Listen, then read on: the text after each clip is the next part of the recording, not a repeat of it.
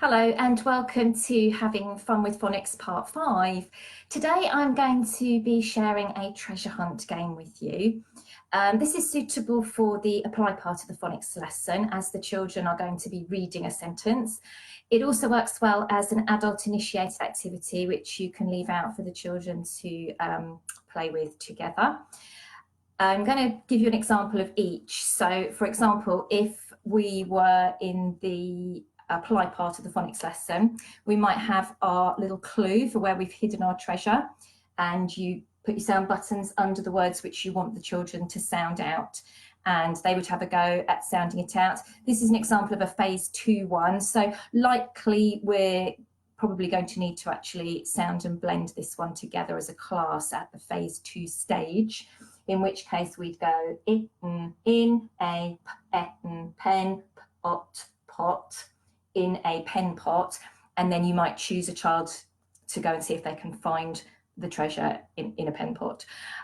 Once the children are further through the phonics phases, then I would expect that they would have a go at reading the clue in their heads whilst you point, still with the strategic sound buttons underneath to help them. Once they've read it in their heads, they might read it again with a carpet partner to help them. And then depending on what the clue is, you might get the children to put up their hands if they think they have worked out where the treasure is. You let them go and have a try. And then whatever the outcome is, as a class, we then read the caption together, because that's how all the children are going to learn to read it if they'd had difficulty doing it on their own or with a partner. Equally, you might be able to put out some treasure hunt cards. Now, there are a number of different ways of doing this. You can either have one clue leading to another clue, leading to another clue, leading to another clue, leading to the treasure, or you can have a number of clues and a piece of treasure like a coin in each location for the children to find.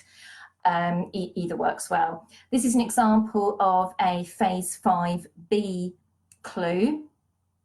So again, I would tend to put the sound buttons under strategic words before leaving the cards out for the children to read, either on their own or with a partner, and working on as an adult initiated activity. There's a lot of reading that goes on if you leave out the cards for the children to use on their own. I found colour coding them is quite useful, so the children can self-select.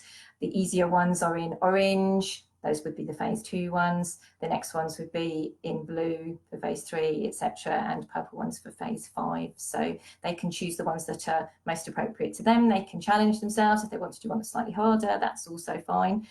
They've really enjoyed looking for the treasure. It's a fun way of getting them to read for a purpose. If you are looking for some ready-made ones, there are some free phase 2 treasure hunt cards on my website, and if you have access to the gold resources, then there are treasure hunt cards for phases 3, 4 and 5B at the moment. I will be back next Wednesday at 7 p.m. for the last in the Fun with Phonics series of videos.